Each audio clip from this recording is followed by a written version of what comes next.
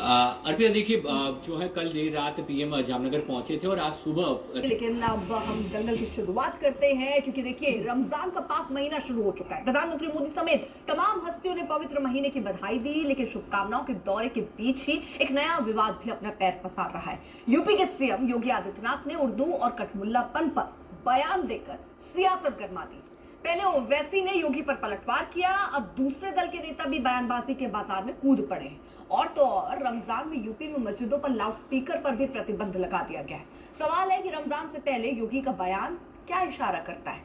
आज दंगल में बहस इन्हीं मुद्दों पर करेंगे, लेकिन सबसे पहले बयानों को सुन लेते हैं। प्रवक्ता समाजवादी पार्टी के इस वक्त हमारे साथ हैं, थोड़ी देर में वारिस पठान हमारे साथ मौजूद होंगे। प्रवक्ता AIMIM के होंगे फिरोज अहमद हमारे साथ स्टूडियो में, पूर्व चांसलर MANUU के इस वक्त मौजूद हैं। लेकिन सबसे पहले मैं शुरुआत अजय आलोक जी आपके साथ करना चाहूंगी। संकेत क्या है इस तरह के बयान संसद के पटल पर देना, ये क्या दिखाता है?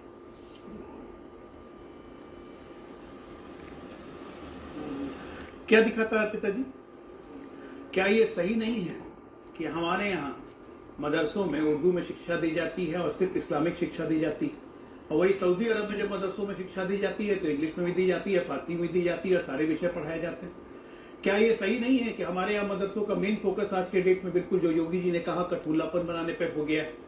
क्या ये सही नहीं है कि ओवैसी जी खुद तो बैरिस्ट्री पढ़ने लिए इंग्लैंड जाते हैं, उनके बच्चे अच्छे अच्छे पढ़ाई करते हैं, उनके द्वारा इतना अच्छा संचालित ट्रस्ट है जिसमें 15,000 बच्चों को फ्री एजुकेशन मिलता है, सारे एजुकेशन की पढ़ाई करते हैं, लेकिन फिर मदरसों में उर्दू की वकालत क्यों, साइंस की वकालत क्यों नहीं, आधुनिकतम बनाने की वकालत क्यों नहीं?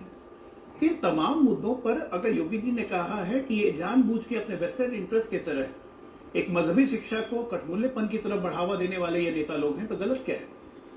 आप ये देख लीजिए मदरसों की हालत क्या हो रही है यूपी में। जब रेड पड़ते हैं तो कई मदरसों से नोट छापने की मशीन मिलती है, कहीं देवबंद में रेड पड़ता है तो उसमें आतंकवादी कनेक्शन मिल जाता है, कहीं धार्मिक उन्माद का कनेक्शन मिलता है। तो ये सब चीज तो डेट्रीमेंटल है ना, खासकर देश के मुसलमानों की ये हालत है। आजादी के पहले जो मुस्लिम वर्ग की शिक्षा दर 42% थी, आज आजादी के 70 साल के बाद मुस्लिमों की शिक्षा दर 21% घट गई। जिम्मेदार कौन है भाई? मुसलमान को अलग करके आप इस देश को आगे नहीं बढ़ा सकते हैं, उसको लेके ही चलना पड़ेगा। अगर वो पिछड़े हैं, वो शिक्षा में पीछे हैं, तो उनको आगे लाने की जिम्मेदारी किसकी थी? तो जिन्होंने जिम्मेदारी वहन नहीं की, आज के हम भी उसी लाइन पे चलने दें उनको। और योगी जी के इस बयान को उड़ता हुआ तीर समझ के वो सऊदी यूनिवर्सिटी अपने अंदर ले गए। हैदराबाद में बैठ के सामने समाजवादी पार्टी बैठी हुई, एक शब्द तो उस वक्त नहीं कहा गया, और भाईजान को चिंता हो रही है हैदराबाद में बैठ के। ये तुष्टिकरण नहीं है तो क्या है? मदरसों का ये मुसलमानों का नेता बनने की होड़ लगती है ना कांग्रेस में, समाजवादी पार्टी में। और ठीक है, ये मदरसों का विरोध है या ये उर्दू का विरोध है?